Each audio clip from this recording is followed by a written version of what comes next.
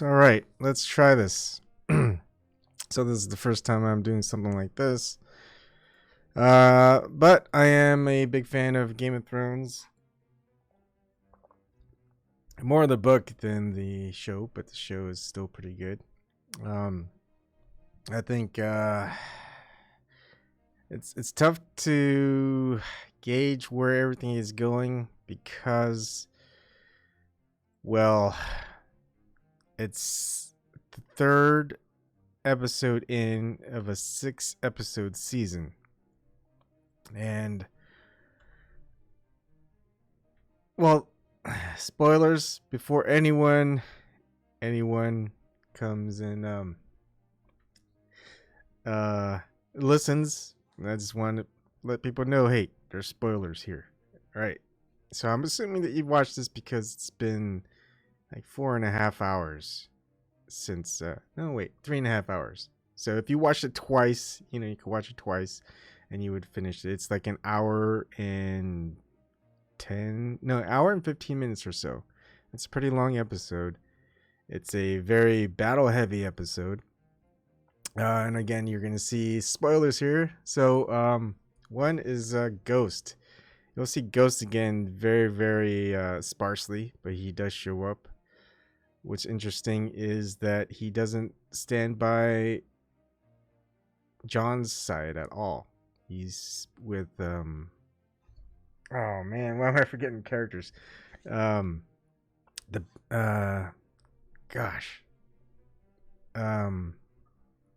guy who guards Danny.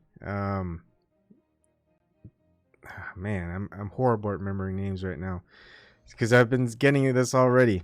But anyways, yeah. So Ghost appears in maybe 2 segments, and then you don't see him throughout. You don't know if he survives or if he dies. So that is that. That's it for Ghost.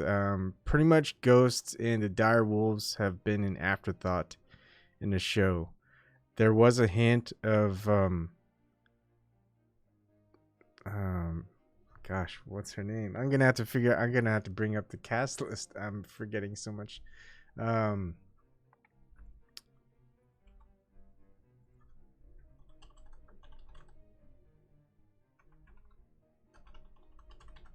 Sorry, gonna bring it back.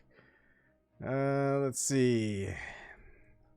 I am getting horrible at names. All right, so Jorah Mormont. Yes, that's his name. That's where Ghost hangs out with in battles with Jorah Mormont. Arya Stark. It's a big episode of Arya Stark.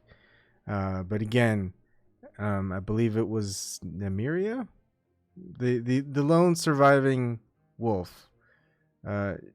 Arya meets up with in the previous season. I forget which episode, but you see the dire wolf that's still alive. That's just with other dire wolves, or leading a dire wolf pack, or maybe just a wolf pack, a big wolf pack. But you don't really see the dire wolves at all. They're just kind of an afterthought. I don't know whether if it's for budget concerns or story concerns. We may see the direwolves again because the direwolves had or seem to have a big impact in the books. Whether they're gonna have a big impact on the show or not, we'll see. There's 3 more episodes in. I would say close to about 3 or 4 hours. Now, if we're gonna break down the show, the rest of the season, you've got about 3.5 hours with 3 episodes. I would guess they're gonna try for 4 hours in the last 3 episodes, and I would also guess that half an hour is gonna be a kind of like a ending of sorts, is kind of what happens to everyone. So then you got 3.5 hours.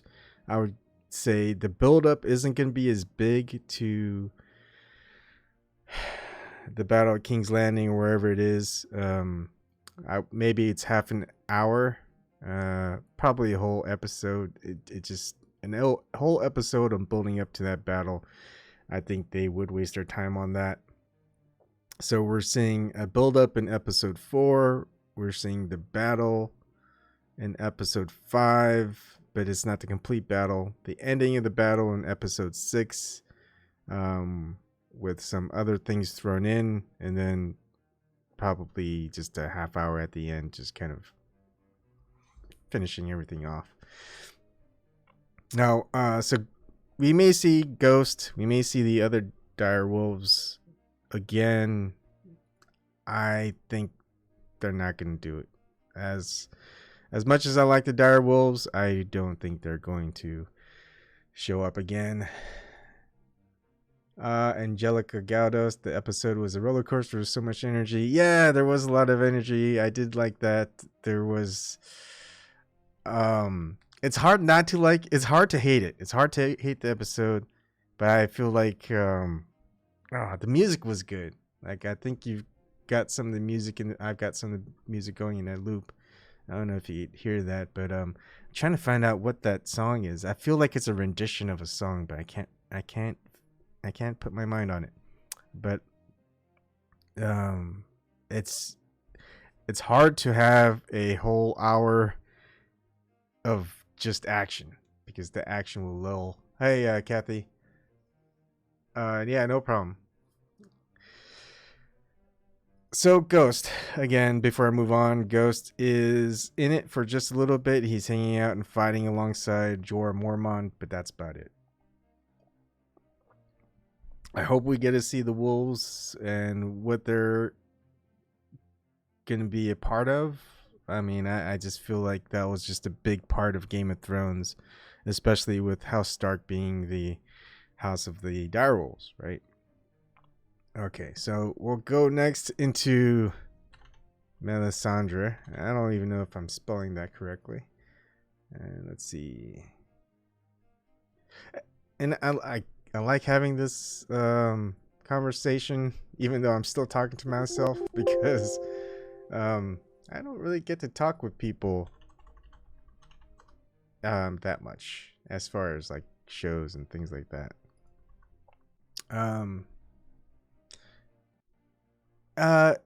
Yeah, it's really that dark. It gets to be pretty dark. And why isn't this saving? That's weird. Let me see. Oh, there we go. It just took a while. All right, so Melisandre, again, you're gonna see, you see Melisandre pretty much right next to Jorah and Ghost. Now, Melisandre appears. I guessed it. My wife was like, yeah. Because she was. This is the big battle. You know, the ice versus fire, and she would show up. What I think she served two purposes. The first purpose that she showed kind of leads up the second, but basically she comes in and she lights all Dothraki's warriors on horseback. They're the cavalry, and they're in the front lines. And I'm gonna get to that later.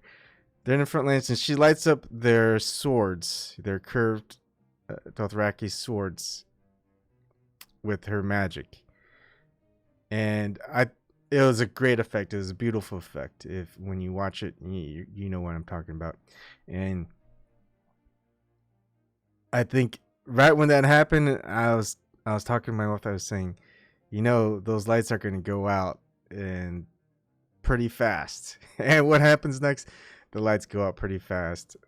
And I get angry because I like being the strategist. I like thinking of strategy, and tactically, you would reserve your cavalry to flank your enemy when your enemy, especially when they're foot troops, goes inwards, kind of marches towards you, especially at a fortified castle, and or against ground infantry with spears, just slow down their charge. And instead, they just went head on. Didn't really do much damage. I mean, you're supposed to be at a defensive position, And the benefits with cavalry is you can cut swaths through your enemy's formations and at least control where they have to go. And instead, the Dothraki just charged headlong at the very beginning, got their butts handed to them, and then they retreated. I could see it as like a beautiful moment.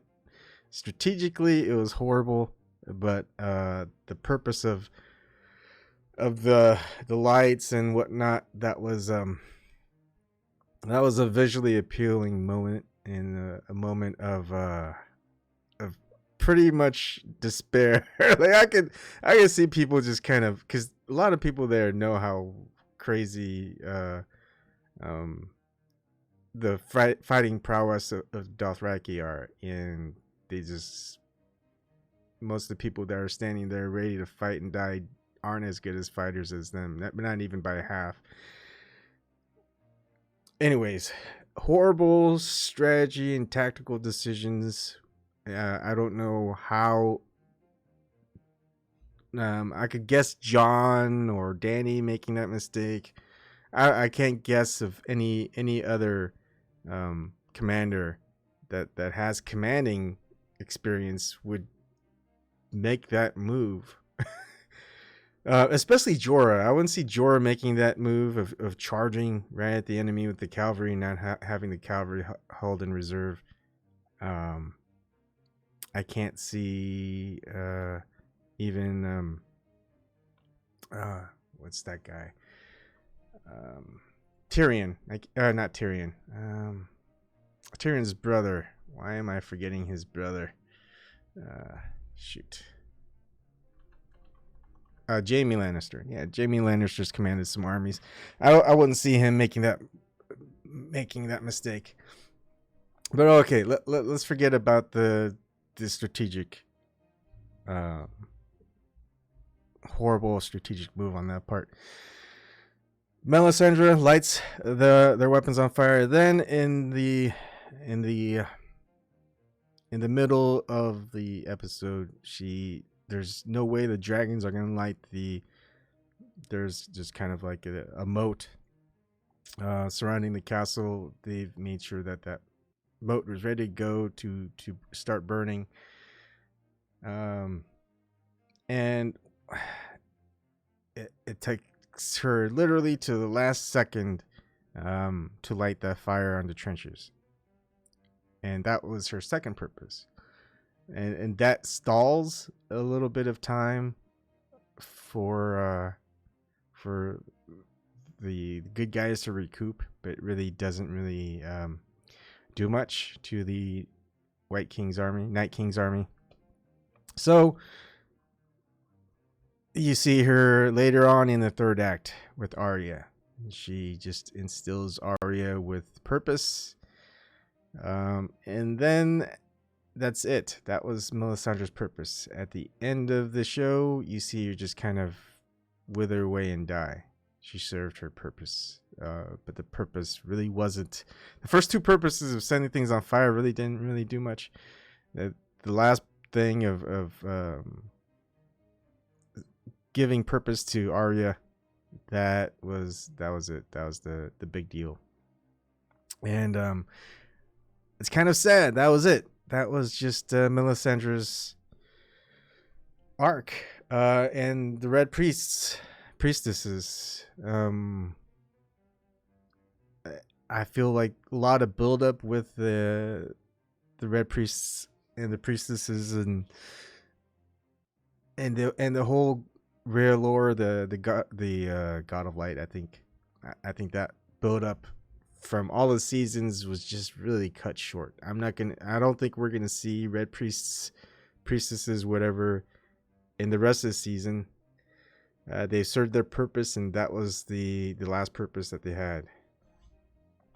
Angelica, when the walkers, there is another cool scene with the White Walkers. They just, when the trenches got lit on fire, they just the Night King. I don't know. It's so hard. I get all these names mixed up because I watch so many different things. I like The Walking Dead. So the Night King, sometimes I call it is this supposed to be Night Witch? Night King. So the Night King just sends a couple of whites to go ahead and fill the trench. They're basically dying, but they become the bridge where the other whites don't start turning to fire. So that's it from Melisandre, the Red Priestesses, and the God of Light, I guess. It just feels like really cut short. I don't think we're gonna see them in episodes 4, 5, and 6, but who knows? It feels like the purpose that they had was to stop the long night. The Night King. That was it. That was it. And so there's that. Let's see. Of course, things don't go well, and I mean it's kind of easy to sum everything up because it's just a big fight scene, a very very big fight scene. One of the great things that you do see when they're preparing for the battle is you do see Sir Jaime on the right hand side of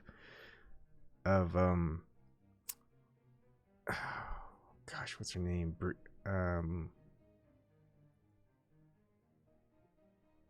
Gosh, I remember her name. Brienne of Tarth. Yes, Brienne of Tarth. She's now a knight, and you do see Brienne of Tarth alongside Jaime and of course Podrick Payne. One interesting thing is the Onion Knight. He definitely wants to kill the priestess Melisandre, but he stops. He's the one who told them to open the gates, and he withholds his just really wanting to kill her, and he doesn't kill her, and she says she'll be dead by sunrise, and that is true. Let's see. I feel as though it's you had a feeling that people were so basically who survives. Let's go ahead.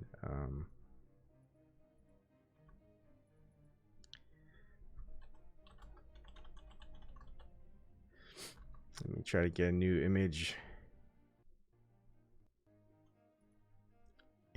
Even though I prepared a lot, there's still a lot of things that I couldn't get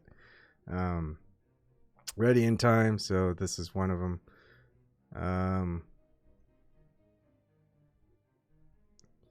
Let's see. Trying to find a good one.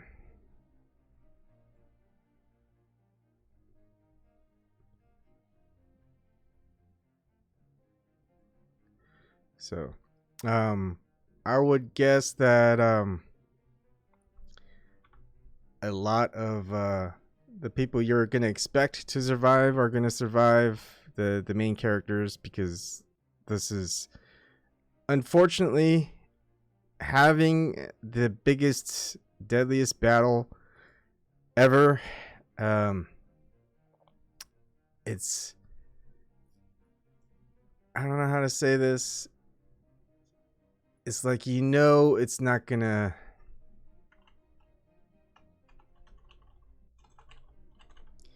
it's not gonna end prematurely. Like, for example, you're not gonna have all your heroes die or the characters you care about in this battle that's halfway through the season. You're just not, and that's kind of a bad thing.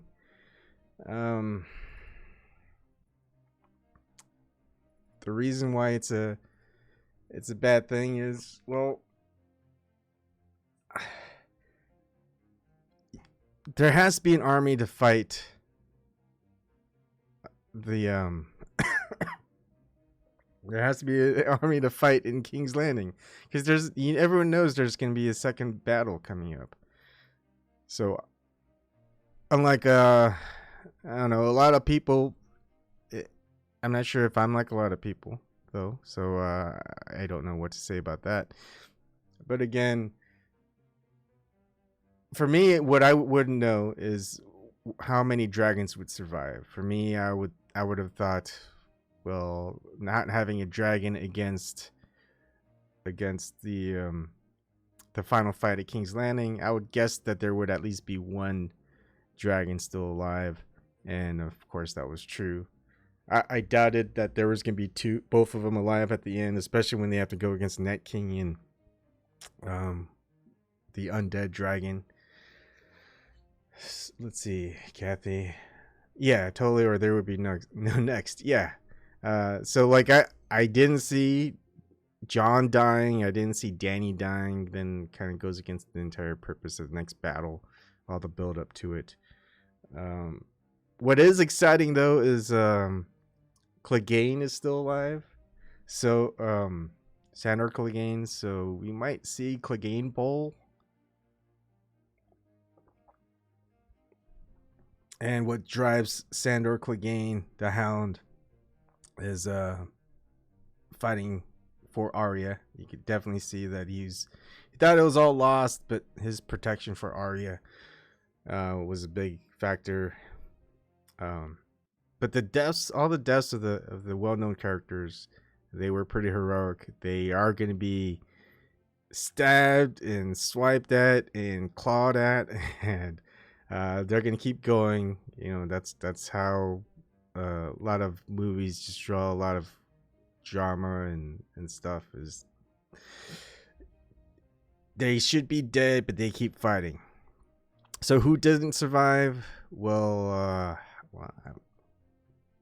let's not worry about that, because basically the people you expected to survive, it's they'd have to be around for the next fight. For example, Jorah Mormont, he was always protecting of Dany, but the final fight, I don't think he really needs to be there. But for example, there's no need for them to split their forces against King's Landing's army. Unlike this fight, the last fight, the fight against the Night King. So having everyone split apart and having her actually engage in battle, it doesn't happen. But in this case, everyone's kind of split up.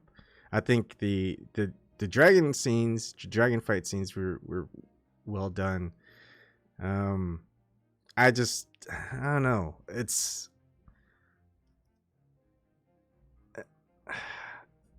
one of those things when you just kind of look back at it, some of it doesn't make sense.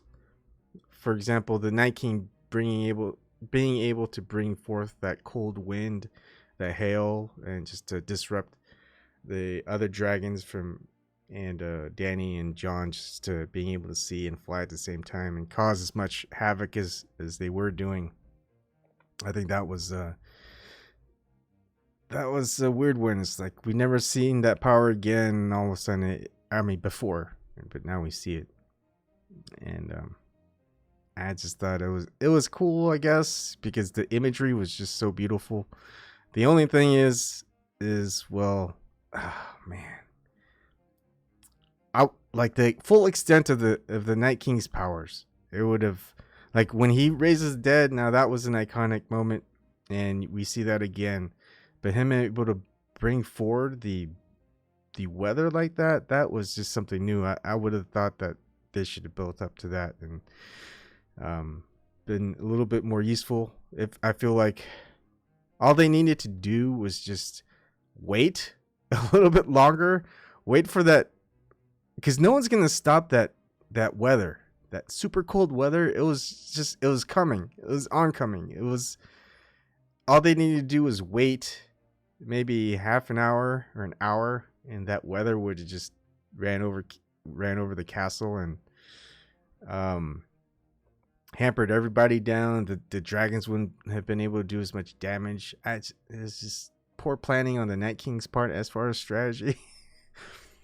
But also I just don't see it as being very realistic with all the people who did survive. Just the amount of whites and undead that there were within the castle walls. I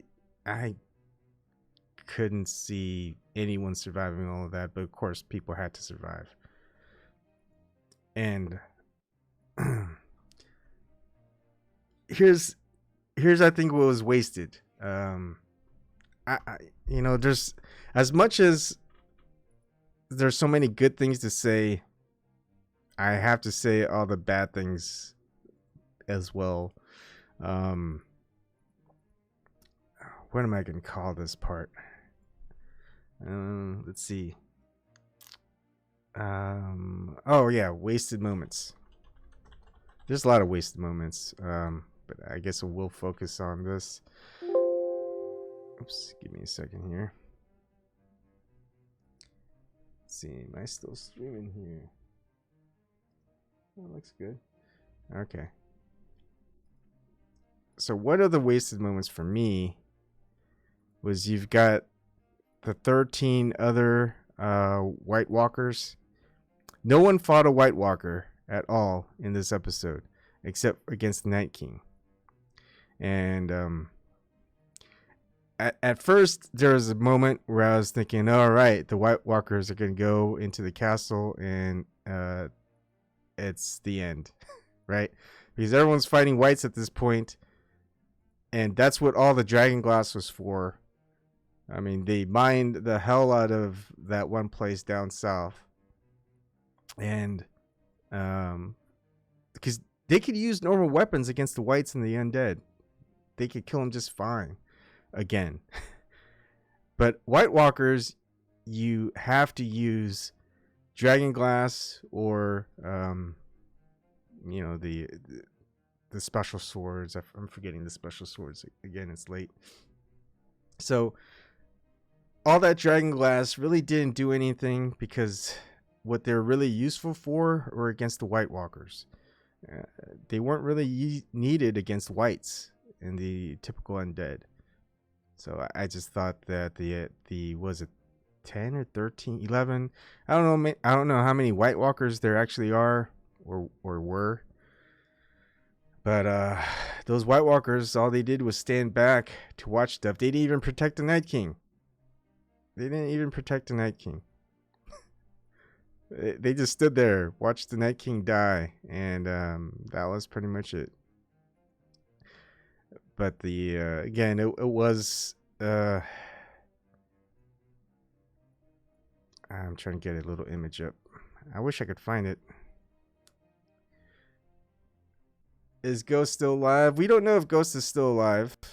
Ghost was fighting. Last scene, Ghost was fighting next to Jorah Mormont, and that was it. I can't even remember if I think Ghost might have charged off with them during the initial attack, the initial charge for the Dothraki. The problem is we don't know what happened to him after that. And so Ghost is still unknown, but again, just like any other show or movie, if you don't see them die on camera, they're not necessarily dead. You have to see them die on camera, or else they're still pretty much alive. That's how usually everything works. And sometimes it's a thing that writers do. Same thing with directors, is they need they don't know what they're going to do with a certain character. So what they do is they just kind of off scene, something happens, so they can figure out what to do with them next. That's why I have a feeling that the direwolves aren't going to really have another big part within episode 4, 5, and 6. Yeah, the Night King dying was a little bit boring. I thought that too. I would have liked to see kind of like a battle royale. Let's go there. Let's talk about the Night King. But this is also part of the wasted moments. I would say is you've got a badass pretty much like the Night King, which you really haven't seen him do battle. You've seen the other White Walkers do battle, and they're pretty quick. But you never really see the Night King do battle that much.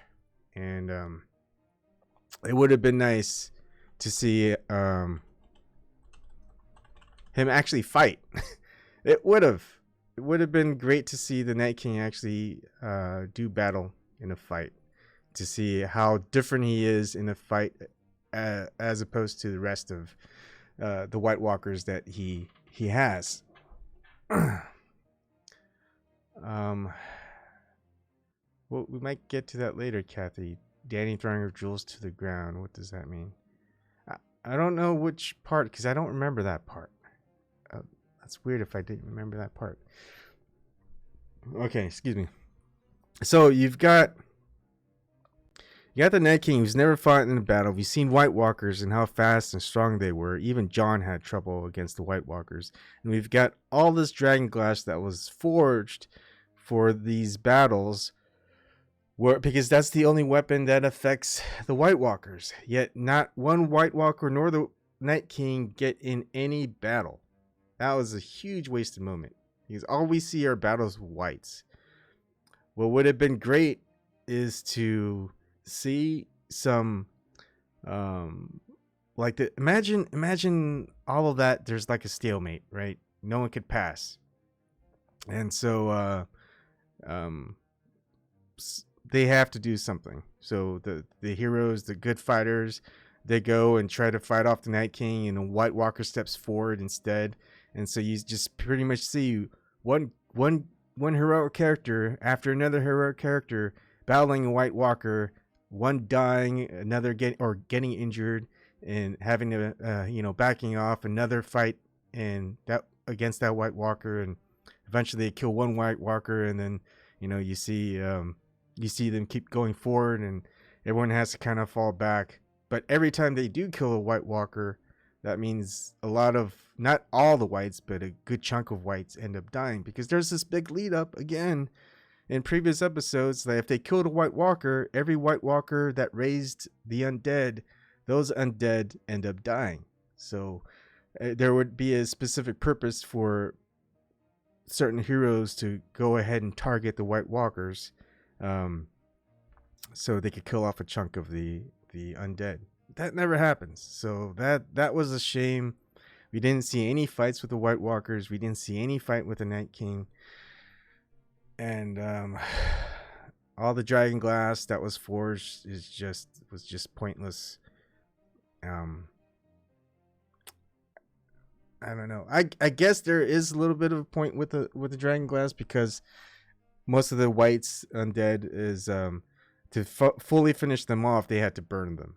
That was like very, very early on in the seasons. If there's a white, when the undead, just the typical ones, not the White Walkers, to finish them off, you would have to burn them in fire for them to stay dead. So I guess dragon glass does help in that aspect. But still, even with that, it's still a shame that none of the White Walkers got into a fight. Same with the Night King. So that was a wasted moment.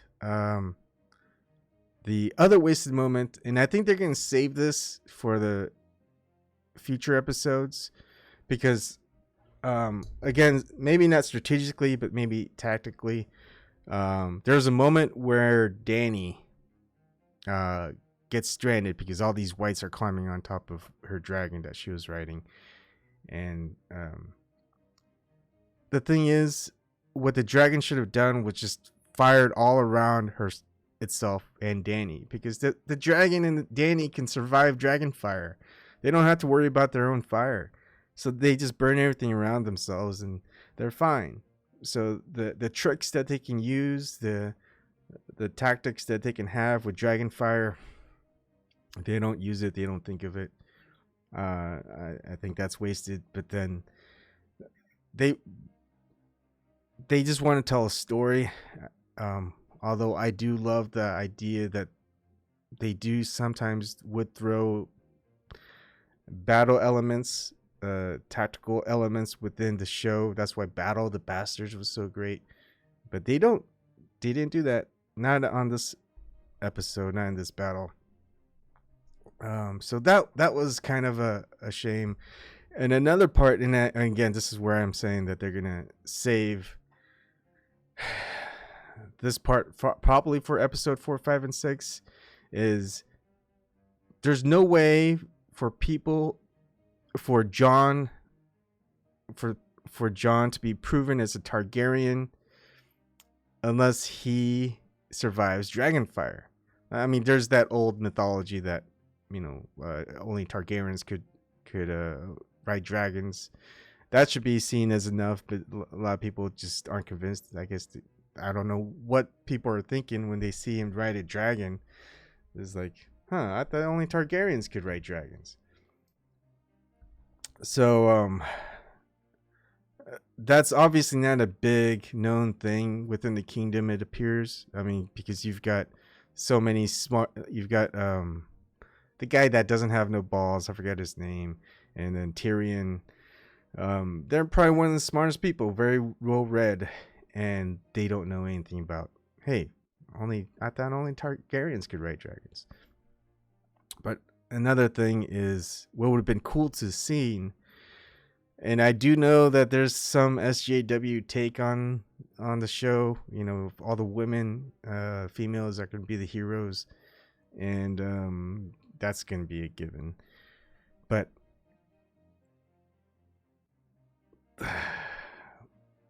to actually have Jon Snow survive the undead dragon fire, the blue dragon flame, that would have been awesome. Because what he should know is he's able to survive normal dragon fire just like Dany would be able to survive dragon fire. Varys, thank you a lot.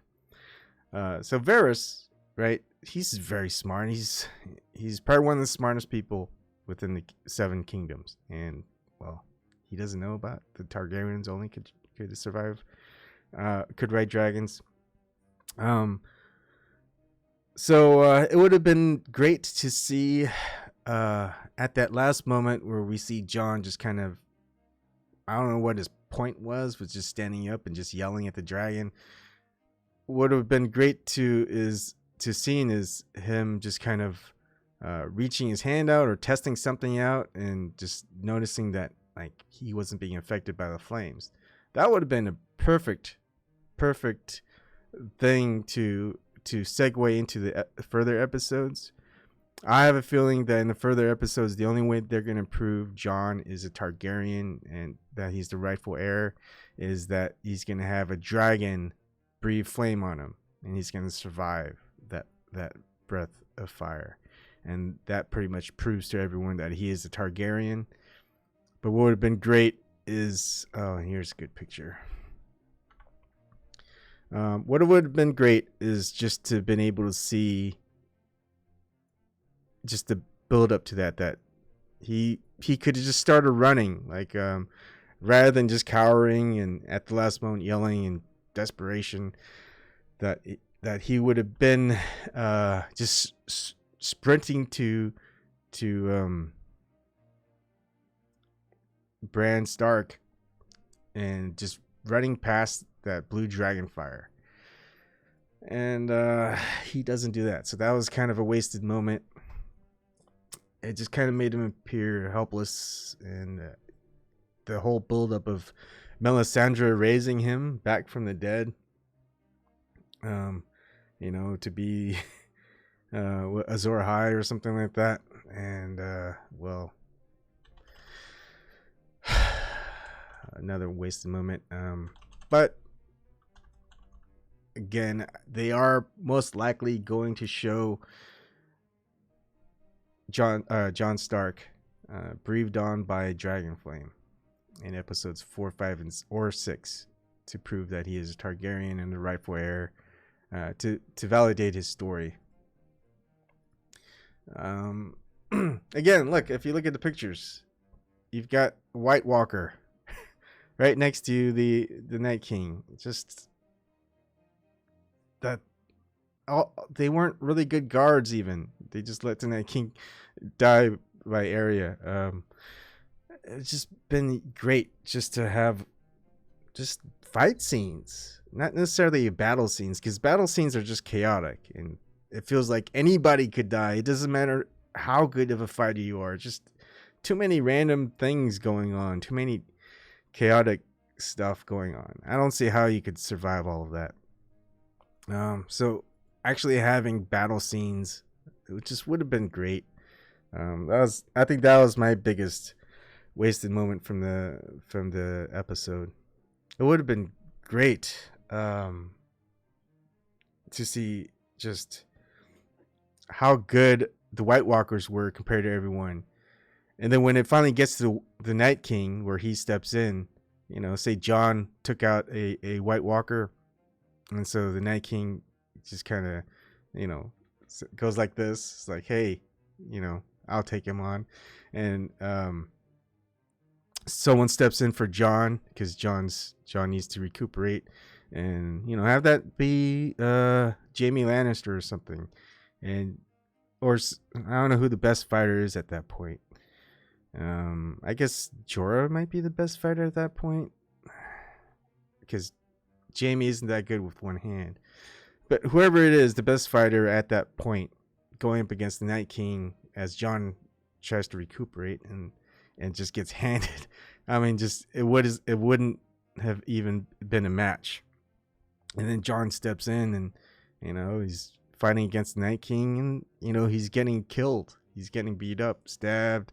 Night King's just playing with him.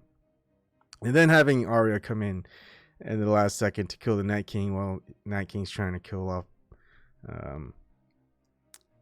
John. That would have been a nice one.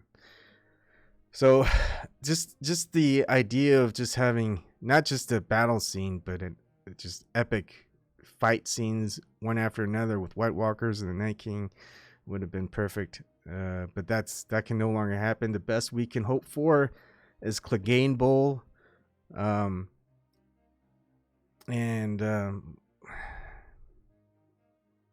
could, like, the Golden Company, the leader of the Golden Company, we don't know how good he can fight.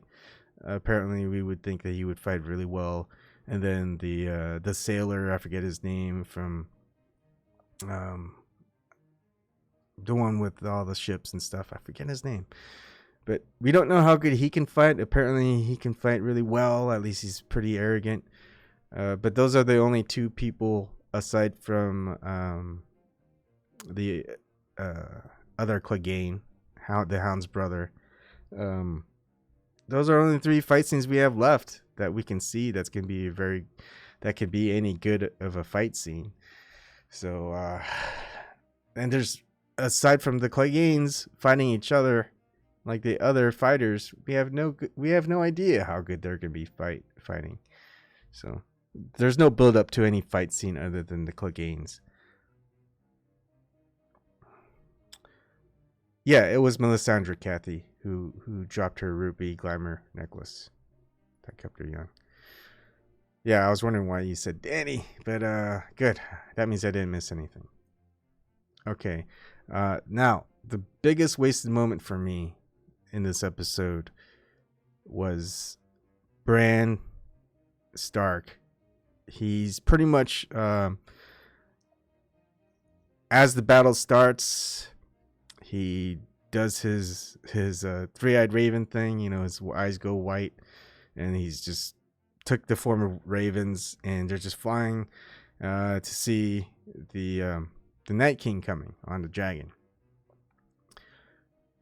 And the entire battle until the end, until the Night King's presence is felt, he opens his eyes. So what he's been doing for the entire battle, who knows? Like, there has to have been something important for him to be doing all this time, right? I'm hoping that it was something important. I would have thought that he was calling on the on the wolves, the dire wolves, maybe led by Nymeria or whatever dire wolf is still alive, and the pack that she is having, and have them come and save the day.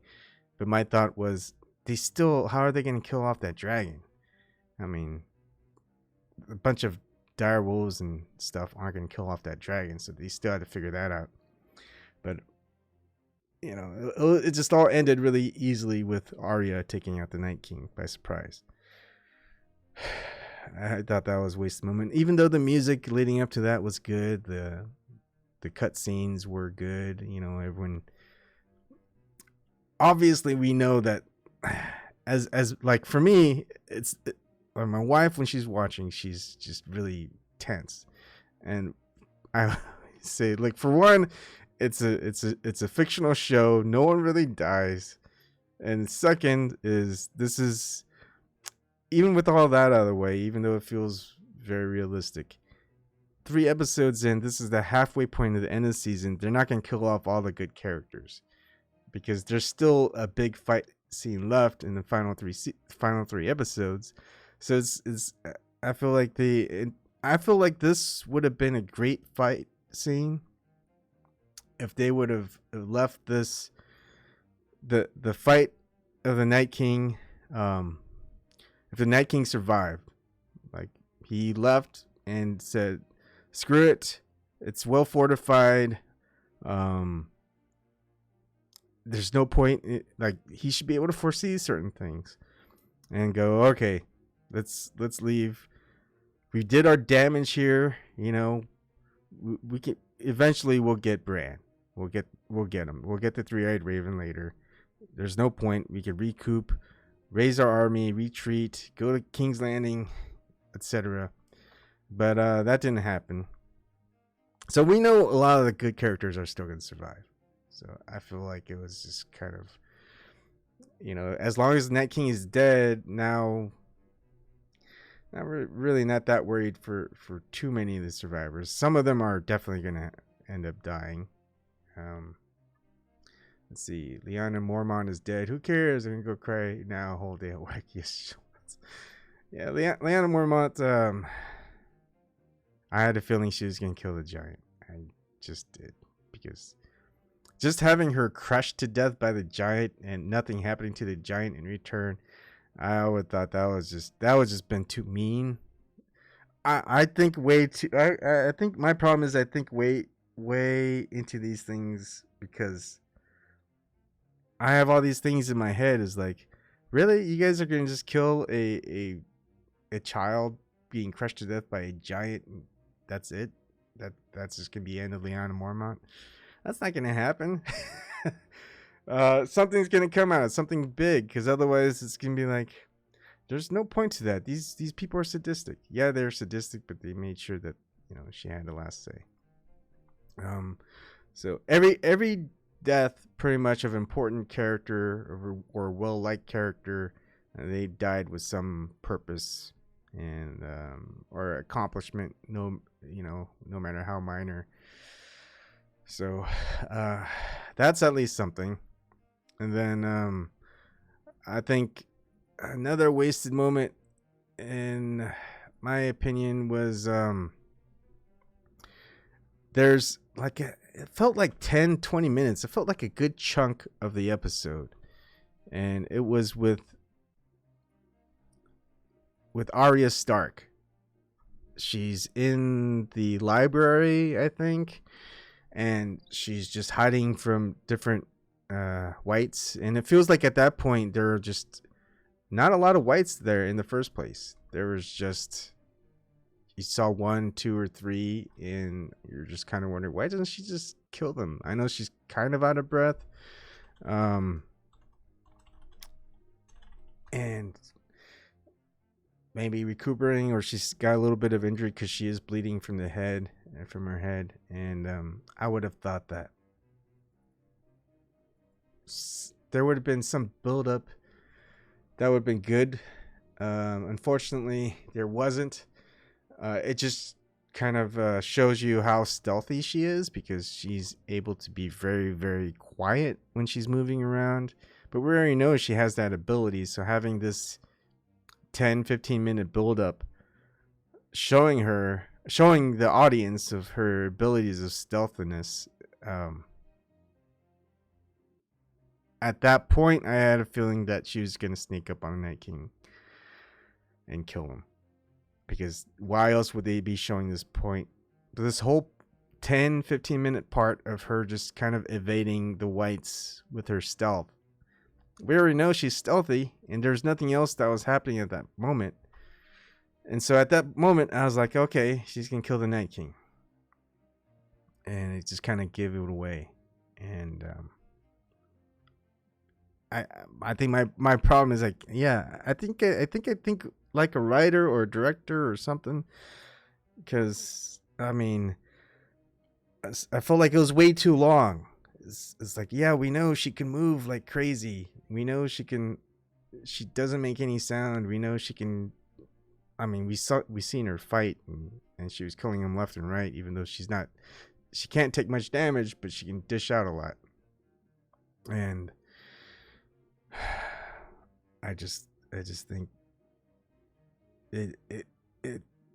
there's reasons that directors and writers do certain scenes, and when it's a scene that takes a long time, it's trying to establish.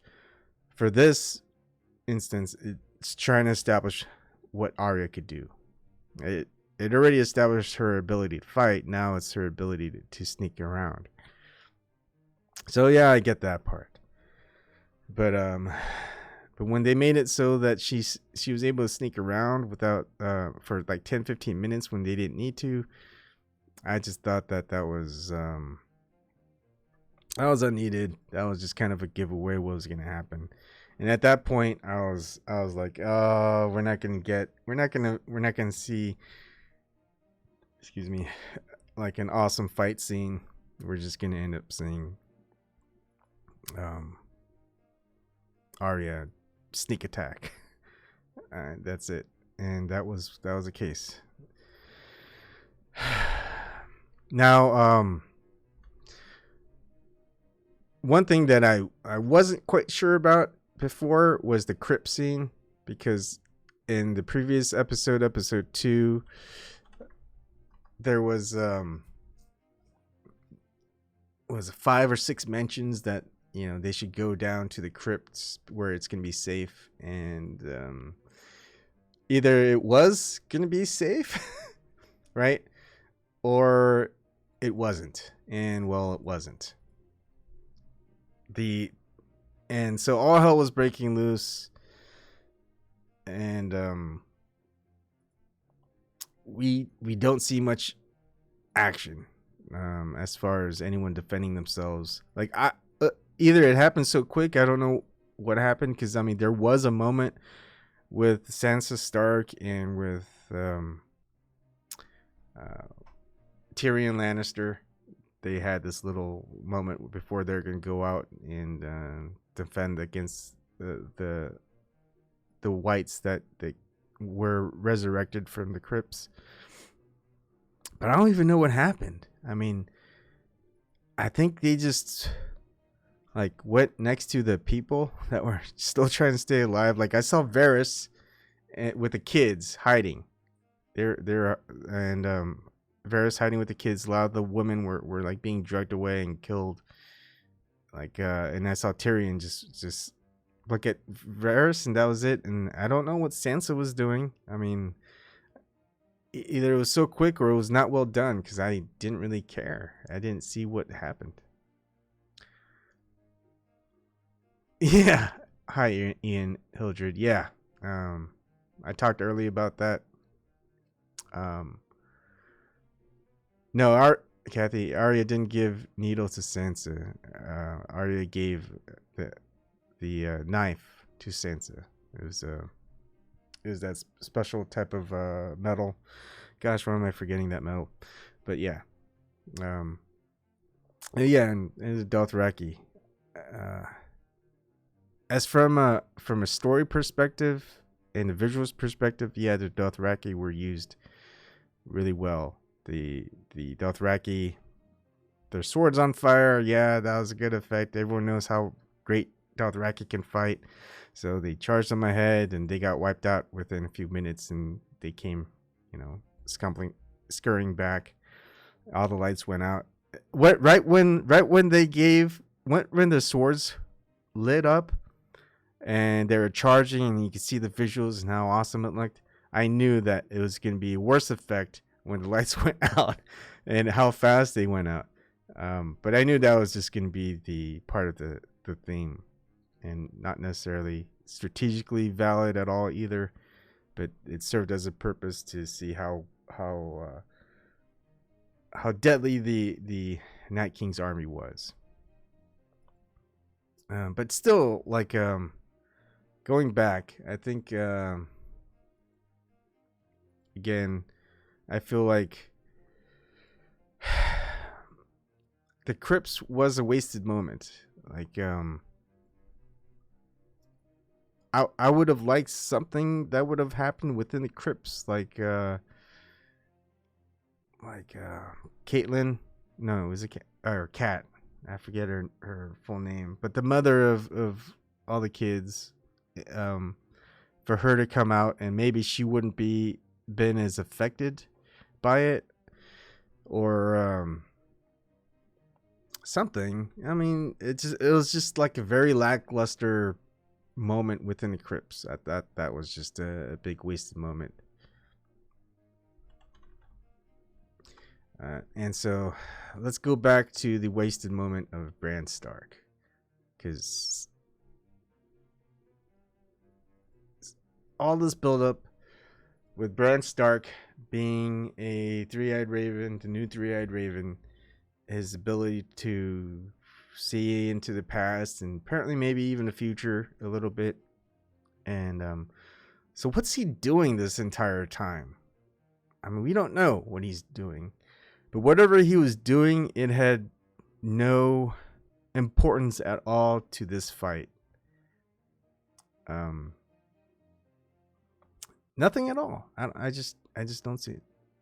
And so people who are new here, I know a lot of people who are watching from Periscope, but if you are watching on YouTube or on Vim.tv, you go to the description box. There's a link to Zoom. You can actually join me in the conversation. We can actually talk rather than me just kind of talking about stuff and reading off the chat. But so Bran, this entire episode, whatever he was doing, it had no effect on the battle that they were having. So the only thing that could have been, and this isn't ever alluded to, is possibly he was like, I don't know, maybe somewhat warging, because the thing with the Arya scene, with like that 10-15 minute scene with Arya hiding and moving around stealthily in the library of the castle, is you see kind of shimmering, you got that shimmering, like someone, like she is seeing a vision from some other animal that she can warg into. At least that's what I thought it was at first. I thought there was like a cat in the library and she was warging to be able to see from the cat's point of view, so she could see all the other whites and the zombies and things like that. There was no cat there, so that definitely wasn't that. The only thing I could guess, if maybe Bran was just warging to Arya the zombies that she was seeing that she couldn't see but knew that they were there, or maybe that's just Arya's own special ability.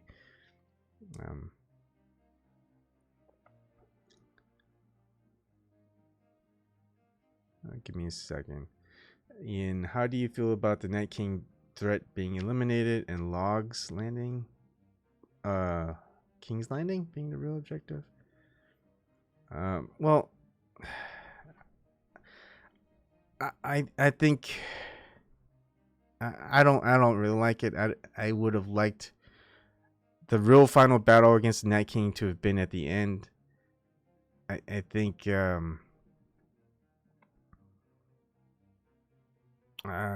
yeah, like for me, I would have loved it better if the Night King just realized that he wasn't gonna take Bran, that he foresaw what was gonna happen, and thus kind of left, because I think there really wasn't much of an army there at all, and just I think he was overconfident. He should have seen that overconfidence. But who knows? I think there might be possibility that the Night King, like I feel like there always has to be a Night King. Like a Night King has to be replaced. Maybe that's what Bran becomes, the Night King. Because I love that theory that people had is Bran becomes the Night King. But who knows? And the cycle repeats itself. But I don't think that's gonna happen. So, but yeah, what we like, all the theories are pretty much gone. All the theories that were being talked about in earlier seasons, I don't think they're ever gonna happen. There's 3 episodes left. It's definitely the main event is King's Landing. I'm thinking that they will do a Clegane Bowl, because that's the only fight matchup that's been anticipated to be exciting. Every other fight scene, there is no protagonist fighter really that's ever fought in battle that any leads up to any excitement at a fight scene. So I would guess that the Clegane Bowl will happen to the fans of light, but there's really no other fight scene that we're all just waiting on happening. In the intro to Game of Thrones, there's still the trap that's set forth for a dragon. Remember, that was alluded to in the earlier seasons. So there is a trap within King's Landing where they could trap a dragon and kill it underneath King's Landing. And I have a feeling that's probably what's going to happen. That's probably how the last dragon gets killed. So let's see if I could find it. Give me a second here. Yeah, that was a fun, good theory. The thing is, while it makes for a good story, it just, I don't think that the showrunners would really go for it, unfortunately. And because I think what people get excited for is the battle scenes. Like, I was excited for the battle scenes. I think there's just a little bit too much. But that, again, it's trying to draw out to the majority of the people who watch. And I think it does just that. It gets them excited for the big fight scenes. It's the drama is kind of gone. Like, I think the last 2 seasons, the drama, the political intrigue, that's no longer there, because it has to move on to the finale, which is the fight scene and surviving the Night King. That was kind of the last 3 seasons. And so the political intrigue is gone, the fighting is gone. It's just now just a culmination of taking the Iron Throne. And there's really nothing that they can actually just have happen without a big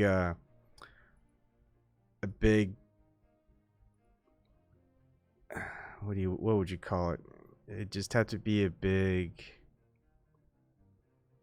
backstory. Like, if they wanted to just do something like a big twist, they'd have to, if you see like a 30-minute backstory that occurs in episode 4 or 5, or maybe even episode 6, they're not going to really have a twist. That twist is going to have to happen near the next episode, pretty much. Because it's going to have to play a factor into the last episode if it's going to really do anything or mean anything. Who do you think takes the throne? All right, let's just move on to this next part. I was let's see. Let's just answer questions now. Let me see. Give me a second. No, not that one.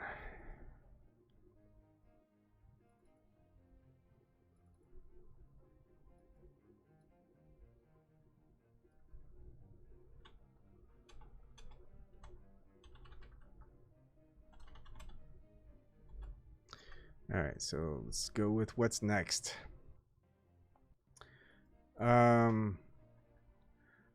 So who takes the throne? That's the next one. Who takes the throne? The thing is, we've got the prophecy of that was already said, and I think they are going to fulfill the prophecies within the show. So we may see Tyrion or Jaime actually kill Cersei. I think that's going to happen. Cersei's definitely not going to have another kid. Her beauty is going to be replaced by another beauty. So that pretty much guesses is Dany taking the throne. Yeah, or Sansa, because Sansa is also pretty, I guess, beautiful of a character. So I think it could be any of the two. I like, and there's also a thought that Jon might, but I have a feeling Jon's purpose isn't part of taking over the throne. I think that feels like an easy guess. That feels like that's something that's definitely not for Jon. It's not the Iron Throne. I don't think he wanted it anyway, and I have a feeling like he pretty much failed. Like, why he was brought back, his purpose to defend against the Night King and the Wall. I mean, he failed. Arya was the one who saved everybody. So, like, the purpose of Jon at this point, I mean, I would guess that he would be really depressed because he let a lot of people down, a lot of people died. Arya came to save the day. What else is Jon's purpose? Like, he's his lover is his aunt, and is the person who raised him right all this time, and like his purpose of coming back to life, that didn't go as planned. So I feel like Jon's gonna be kind of out of it. I don't know what purpose Jon has left. I think that's another big thing that the writers or the director will have to figure out, because I think if he's just aiming next to take over the Iron Throne, like I don't know where he just gets that inspiration. I mean, his inspiration was first and foremost defending against the Night King at all costs, even if he had to die again. He didn't care about the throne. But now that he failed, gosh, I feel like that's just a big blow. Not just his ego, but just his purpose. Now it's like, okay, protect against the Night King. It's like, do we? The only guess that I have with his inspiration or his purpose is to just wreak havoc on Cersei's army, for Cersei not being there to help fight the Night King. That's the only purpose I think, only real anger that people would have to fight Cersei and take over the throne is like she lied about bringing over her army to help out against the fight against the Night King, and more people died for it probably. All right, let's see. Okay. Ooh, that was a lot of chat coming in. Let's see. Rubik's, too many people survived. Kathy, Cersei is conniving. So Sansa, yeah. I wanted to see Ned's reanimated head with blue eyes in the crypt. that would have been weird. Rubik's, I want Sansa gone. Kathy B, Bran takes the throne. Rubik's Tyrion, if it still exists. Rubik's Jamie gave up the claim. Jon kills Dany. Sansa isn't even in the books. No, what you're talking about, Rubik's Tyrion, 100%. Dany is worse than Cersei, just killing people all over the place. Ian, I'm with you on Jon. Cersei stands for family and kingdom first. Well, I think this is kind of a big. If we think about with character development throughout this episode, the ones who failed to have done anything, the big ones, is yes Dany, but not really. Like she once she knew that she couldn't, her dragon flame, her dragon can kill the Night King, and I what I don't get is when she did that, why she just had a dragon just step on the Night King. I feel like that would have been a good move. Like I don't see how Night King could have stopped the dragon from stomping on him.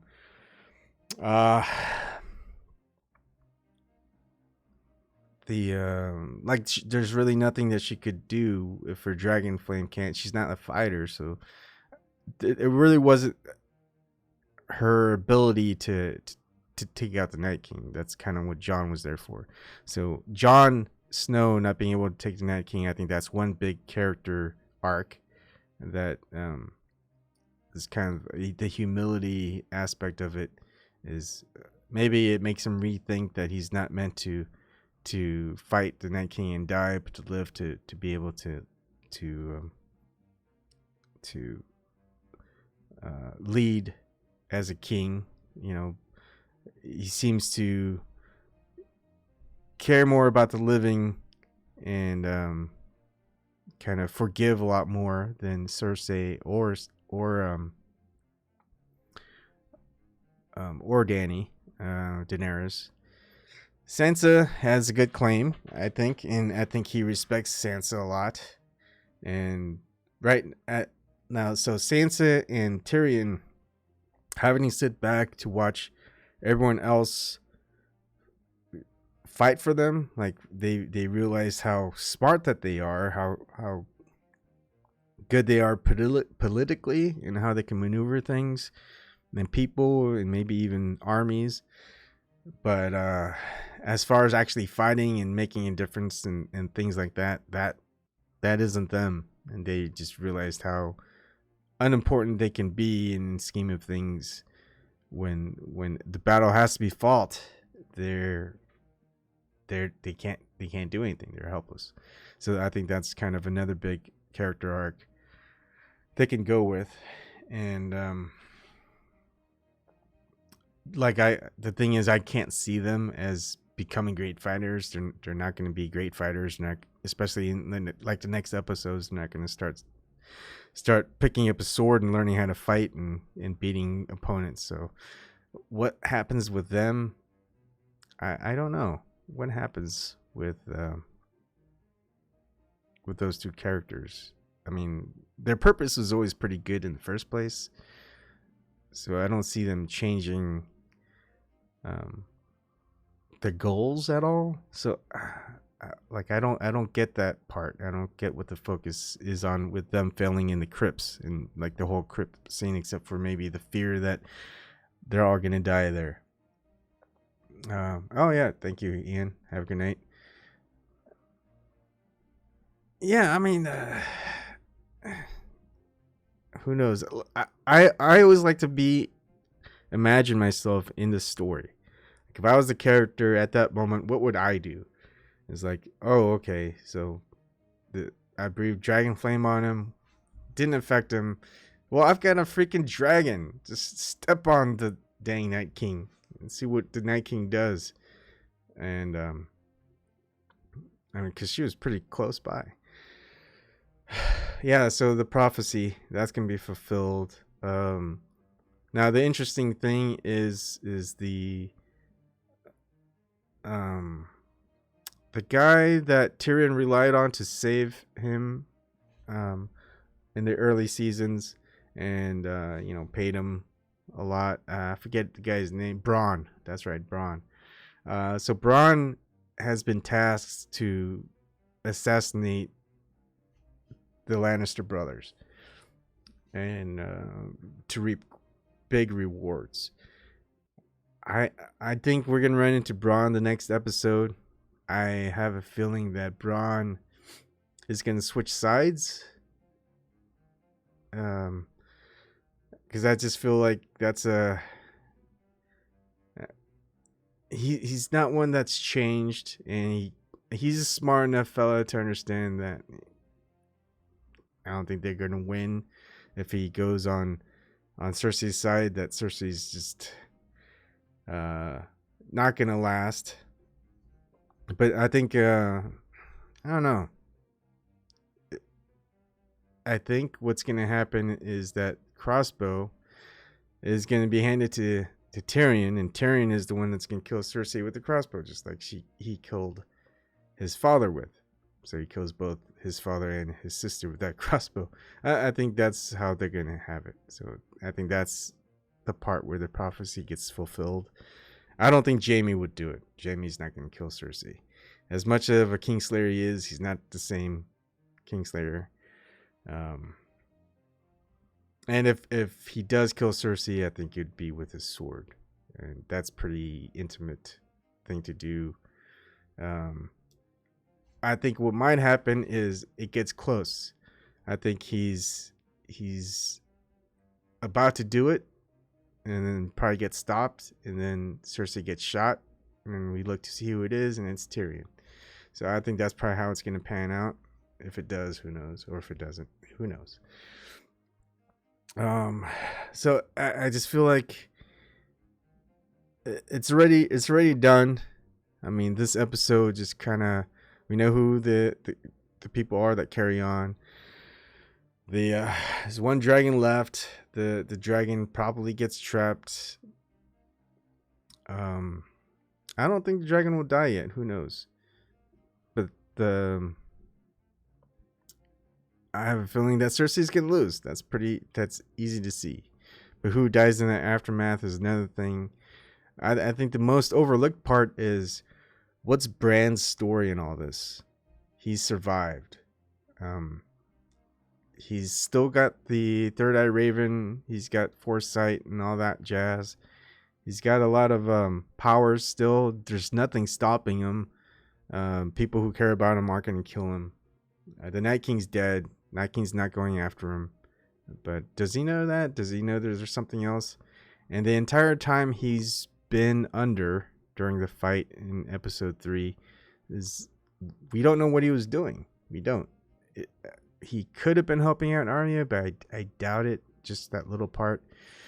So he was doing something, but we don't know what it was. We'll probably end up knowing in a later. I doubt. Maybe episode 4, maybe episode 6. Maybe it's that's gonna be the twist, is what he was doing during the battle. So let's see. Jaime will become the Queen Slayer and King Slayer and Sister Slayer. I don't know. I think that's too much for Jaime at this point. I don't think Jaime would do it. Oh, if the prophecies aren't fulfilled, I think Brienne of Tarth might kill Cersei Lannister. I think she might do it. Then, I mean, the prophecy aside, I think the creators of the show aren't really necessarily going to follow the book or anything like that, or like a prophecy that was made in plenty of seasons ago where they had a little bit of build up, but not really. It was kind of a mystery. Not really, it's just one of those things. But as far as like a story and a character arc goes, like Brienne of Tarth being knighted by Jaime Lannister, Knight of the Seven Kingdoms is supposed to protect their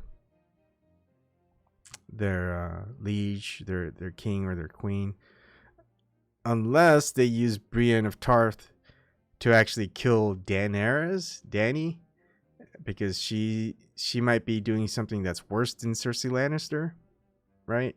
So that could be her arc. If she doesn't kill Cersei Lannister, maybe she kills Daenerys and she becomes a Queen Slayer, much like Jaime was, and she'd fully understand where Jaime was coming from.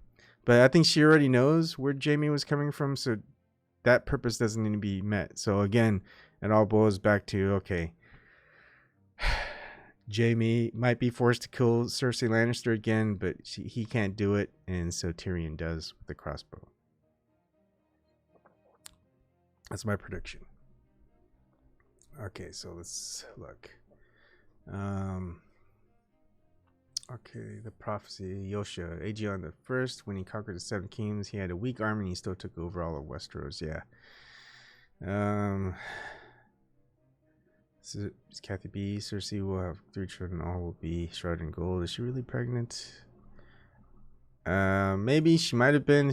Maybe it will be revealed she had a miscarriage. Who knows? Yosha, isn't Arya going to kill Cersei because the red woman said brown eyes, green eyes, and blue eyes? That could be. I mean, right now they're definitely pushing Arya's arc a lot more than any other. Jaime will become. We went through that.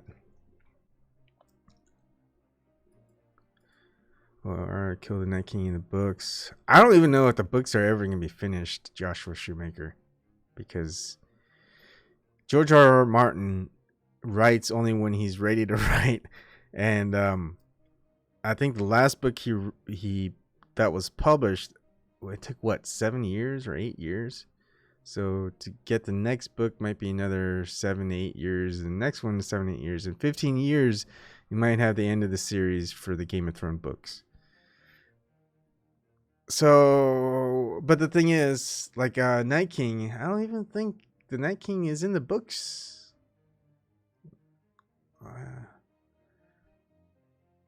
At least I can't recall. I have to reread the books again. I mean, like the last book that George R. Martin published, it went on a definite, like instead of focusing on the storyline that he had, he just expanded it. And the problem with expanding it at your 6th book is that you're gonna have to take more time into just kind of refocusing all of that expansion into the central theme or central themes of the original plots or multiple plots. And so I don't think he's gonna be able to do it in 2 books. So he's gonna have to go with 3 or 4 books. The problem with expanding what's great about books is, yeah, you can keep expanding in a series. The problem is if there's no end in sight, well, you kind of lose a lot of people. And what's great is you can add more stuff to it and just kind of builds up on the world building. And that's why I like the book so much, is you can expand and never have really an ending. It just keeps going. Your imagination just carries it forward. But the thing on shows like this is you can't really expand without it really collapsing and having to focus. And that's why I have a feeling after this point with the big battle, all this build up from the earlier seasons, and we always see that in a lot of different shows where there's just a lot of build up in the early seasons, and then I think ratings just start dropping and people start getting worried, and they're going, hey, okay, you got to wrap this up in 1 or 2 seasons. Like, what? We just spent 4 seasons building up. We got to wrap it in 2. So all of that stuff kind of goes out the door with those shows. So, and that's kind of what we're seeing here. We've got six seasons of build up, maybe 7. I mean, a lot of the seasons focused on the upcoming battle with the White Walkers and Night King. So, I mean, that build up is done, but the side stories, the big the prophecies and a lot of the reveals and stuff, that's happened already. But we don't get any extra stuff. Like, there's still some build up as to what Bran was doing, And is the Night King really dead? Is the Long Winter over? Is it just the King's Landing fight? I think that would just be too simple for a Game of Thrones show to just end on, okay, now we got the Night King out of the way. We're just going to go and finish off the King's Landing story arc with Cersei, and then we'll just go ahead and, the end. I just think that's too simple. I think there is going to be a twist, and it probably has to do with Bran and the Night King. I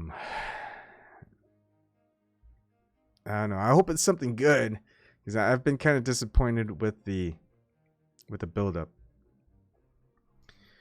Let's see. The producer said that he knew Ariel would kill the Night King 3 seasons before, so I would guess it would be in the books. I accidentally closed this.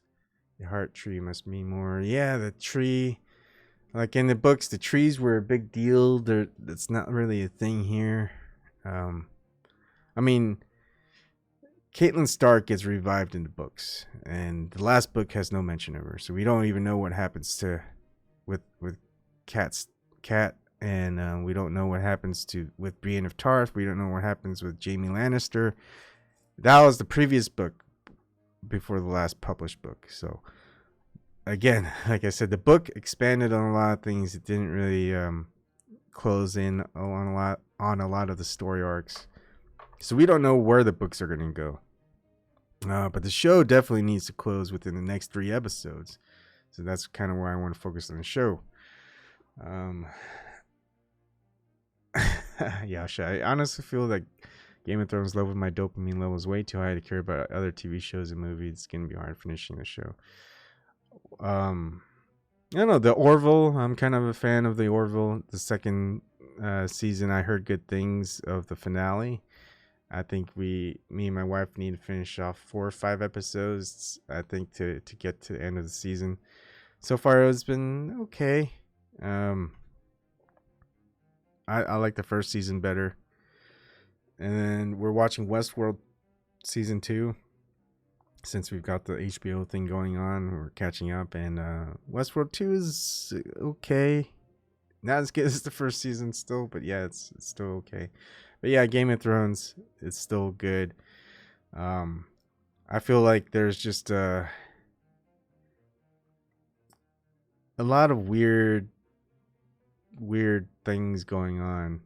Like, but it's always been like that. But I feel like it's just, they're trying to close it off too fast. They could have probably dragged it on another season and it would have been great. I don't know why they didn't. I mean, it's not like they're not making a lot of money off of the series. They've done like three different types of shows that they're gonna do, right? That's what I last heard, that they're doing 3 Game of Thrones expansions within HBO. So it's not like they're not doing very well. All right, so let's see. Bran, his whole arc is still a mystery. I mean, aside from the characters I just mentioned so far, all the other stuff is just kind of fluff. Like, does Brienne get with Jaime? Does she get with Tormund? At the end, does Patrick Payne become a knight? Probably. Does Arya and Gendry get together? That's true. I mean, just look and also maybe Sansa. Does Sansa actually stay married to Tyrion? I mean, they had a kind of good moment. So, I mean, think about it. You got Sansa with Tyrion. You got the Lannisters and the Starks united from that marriage. You got Arya and the Baratheons with Gendry as the only Baratheon heir. So you got the Starks united with both the Baratheons and the Lannisters with their marriages, if those hold true. And then of course you got Jon with Daenerys, where you get the Starks united with the Targaryens. So you've got the Starks pretty much married into all the other houses, and which one rules. Like, I don't think Arya and Gendry really care about ruling. So Arya's not going to be the queen. Gendry's not going to want to be the king. So rule out the Baratheons, rule out Arya. Now you've got the hand of the queen right now, which is Tyrion Stark, and you got Sansa Stark, which is just kind of the current Queen of the North, if that's what if she's called, because that hasn't been figured out yet, right? Because Jon was named King of the North, and he kneeled to the Queen Daenerys, and so I guess Sansa would be Queen of the North, but she just wants the North to be free, and I doubt that Tyrion is gonna want to take over and rule. So that leaves Daenerys or Jon ruling. I don't think Jon really cares about ruling, but he would try to do what's right. And Daenerys, as far as her rule, I think would she give? And it's been alluded to again. Would she? Obviously, Jon would give up the crown for her. Would she give the crown for him? That's going to be the big question.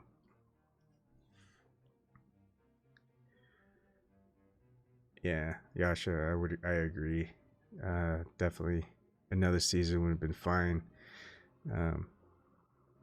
Kathy, it was far too dark and long, but I guess that would have had to be, yeah. So I don't know. Let's see. I mean, it would be a crazy ending if Cersei ended up winning and keeping the Iron Throne. That would be. It would be a little dark and not too happy. I think a lot of people would be pissed. I think. Let's see. So we've got all the marriages, we got all the houses together under House Stark, and it's just who's gonna rule.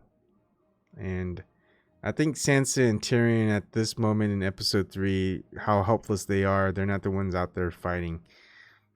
They got a bigger purpose, and is to ensure that the ones who were fighting, which is Jon or Dany, end up ruling. Because if it weren't for them, they wouldn't be alive in the first place. And same with the people that survived in the crypts. But again, it was Arya Stark that defeated Night King. And I think the case might be that, I think Daenerys might actually relinquish the throne for Jon to be the king. Or maybe even have it so Sansa would rule. I have a feeling that it's going to be a queen at the end of the show. I don't think Jon is going to rule. Tyrion's not going to rule. Gendry definitely isn't going to rule. There isn't any other male heir that's going to be ruling. There isn't. So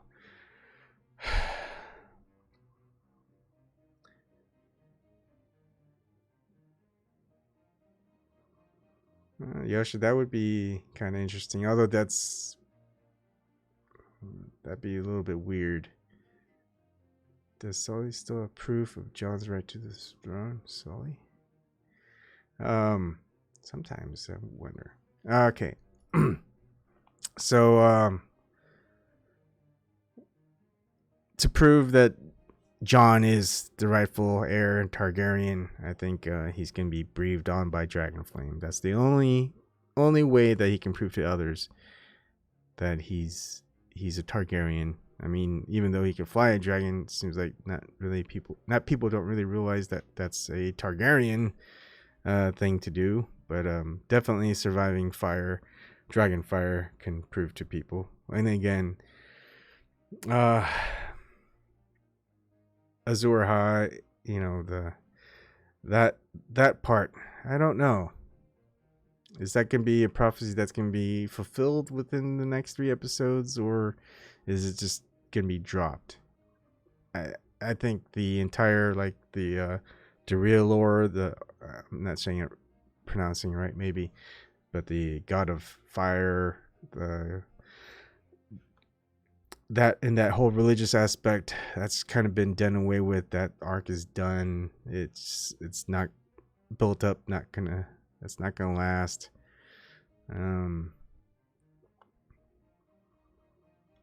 And dragons taking over. Like if the last dragon dies, what power does Dany really have? Her army's decimated. She doesn't have the Dothraki army. She doesn't have the what was that? The other army with the shield and sword, like Grey Worm. You know how he's commanded that army. Like Grey Worm doesn't even have an army anymore.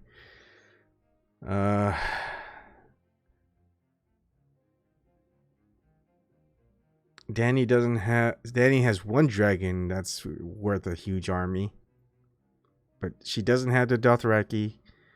She doesn't even have Jorah Mormont as her personal guard. She's got Tyrion, a dragon, Grey Worm, and maybe a few ex-slaves that survived. That's it. That's all that Dany has. If Dany's dragon dies, she has no more power.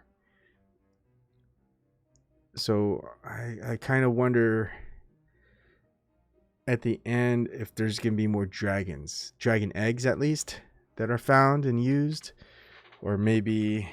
I have a feeling the next maybe episode 7...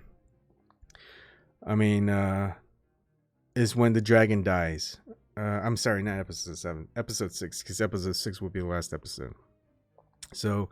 the last dragon will finally die, but I think kind of the happy moment will be that she realizes she has no control. She has no power without her dragon, so she probably kind of submits and says, you know, all my dragons have died fighting for the throne and fighting for the living, and so, you know, if you no longer want me as queen, then I can't force it. So I think she's going to submit. But then I think Jon's going to say, you know, we wouldn't be here without you and the dragons and their sacrifice. So I think that's where Jon goes. You're still the queen. And I think near the end, someone is going to present dragon eggs to Daenerys and Jon. And that'll probably be the ending. So I think Daenerys takes the throne. She relinquishes it to Jon. Jon says, no, you stay as it. All the dragons are done, so she only has the people who fought for her and with her to rely on as her strength. She can't rely on dragons anymore. But then I think dragon eggs will be presented to her as a final gift. And they'll probably have kids. It'd be interesting if Sansa and Tyrion have kids. Jaime Lannister, who does he hook up with? I would think Brienne of Tarth. That would be pretty cool. Sorry, Tormund. I don't know what happens to Tormund at that point. Maybe Tormund can get with a she-bear or something.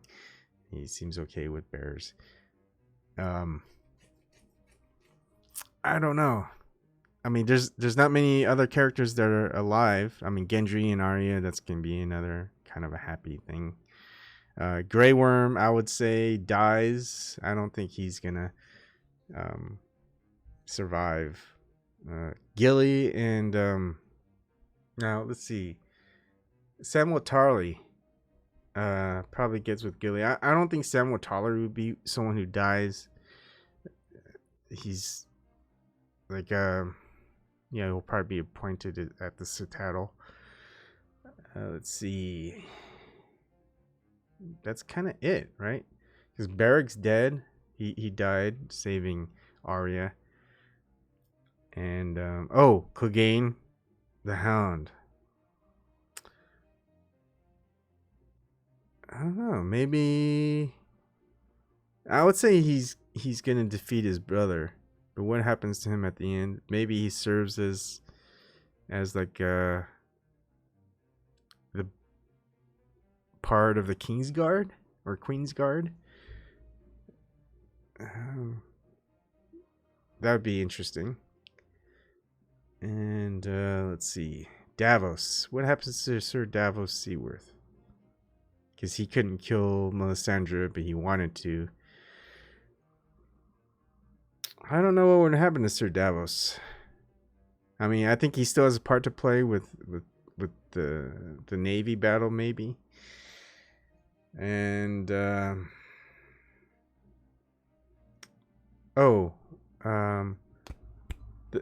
one thing I always wondered what happened to the girl who saved Bran. Remember, she brought Bran back from the north after Hodor slowed down the Whites, and she was able to escape.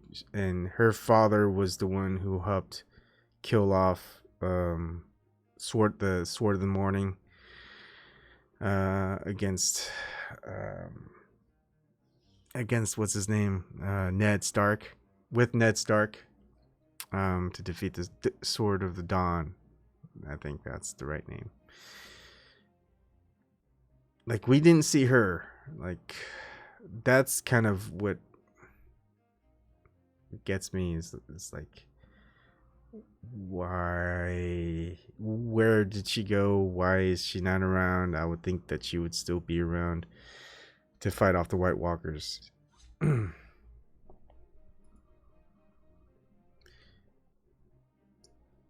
Kathy B, what? I don't know. Let's see. So that kind of sums it up. I mean, there's not many characters left. If you want kind of a sad but happy ending, you're going to have some people have to get together, to keep going, and I think that'll be a happy moment. But we can't have everybody live, because then it feels like the price wasn't paid. It wasn't worth it. So I feel like Bran has a story to play. He's not just gonna have like a happy ending as the Three-Eyed Raven, unfortunately. So there's gonna be a sad moment for Bran. I think Jon Snow will probably die. That's probably not gonna be a happy moment. But Daenerys will probably be pregnant. There'll probably be dragon eggs too. Tormund Giantsbane, I think him or Jaime will die. But whoever survives, I think will get with Brienne of Tarth. I think Tyrion survives. Cersei dies. Sansa lives. And again, Sansa and Tyrion will get together. Gendry survives with Arya. So there's not many good people to die. I think they're going to have Grey Worm die. I mean, the biggest person to die was Jorah Mormont. They're not going to have Samwell die. Theon died with a big character arc. What is it? Sandor Clegane, he could end up dying because I feel like I don't think he'll have a happy ending. I think him killing his brother off is like his last thing, but whether he survives after that, I don't know. Really, there's really not many characters, but some characters have to die. I don't know who that'll be. I feel like I wonder if they're still figuring that out. And Lord Varys, I don't know what his part to play is in yet. I mean, maybe Lord Varys survives and he's the one who presents Daenerys with more dragon eggs as a gift to see if she would really relinquish the crown for other peoples. And if she does, then he probably deems her worthy, and thus to protect the Seven Kingdoms, he presents her with the dragon eggs. I think that might be Lord Varys' story arc yet to play. Like he's always been there to watch what's best for the Seven Kingdoms. And so if the ruler isn't going to be protecting it, then it's not going to give them the additional power they need to secure it. So that might be Lord Varys' plan. That could be. He might be a good person in all this. I don't think he's gonna be part of the Cersei crew to have Cersei win. So there's that. Really, it's kind of culminating down. I think it's kind of easy to see where it's going. Unfortunately, we're not gonna get the big send off with the buildup that's been occurring for like the previous 6, almost, I mean, it is 7 seasons. It is the 8th season now. There were 7 seasons, but I would say a good chunk of the first couple of seasons had a lot of buildup, especially the first 5. Then they knew they needed to start to wind it down, and a lot of focus was on King's Landing, and the White Walkers, the Night King, and all the other stuff wasn't as focused as much. And like, we are not going to get to see the direwolves again, unfortunately. That's a shame. Like, we might see Ghost again, but I think that might be it. He might die with Jon, or maybe he might save Jon. So we might see Ghost die, and having Ghost die would be a sad part, but you know, a good thing that he was able to do. That would leave a happier ending for Jon and Dany. So there could be that.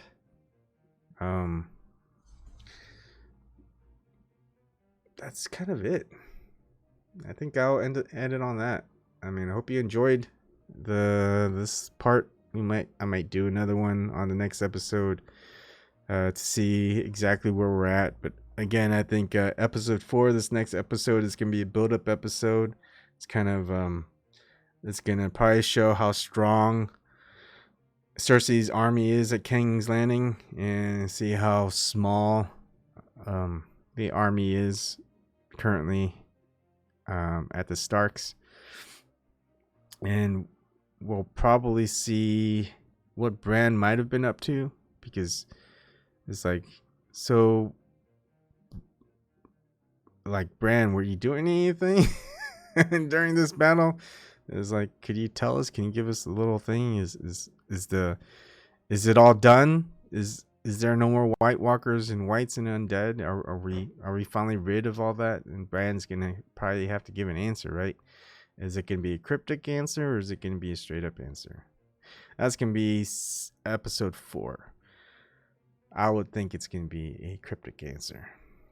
So we're gonna see build up at King's Landings with Cersei. We're gonna see regrouping of the Stark and Daenerys army, whatever's left. Obviously, I don't think they're able to defeat them with the army that they have. So they can be trying to find a third army. Where's that third army going to come from? And the people who didn't come to fight against the Night King, they can be dealt with before they march on to King's Landing. I don't know. Maybe that's all happening in episode 4. So that's it. Well, we won't know until we see next Sunday. I mean, it's just kind of good to gather my thoughts on this and hopefully discuss stuff with people. But chat is what I have. All right. Thank you. And we'll see you guys next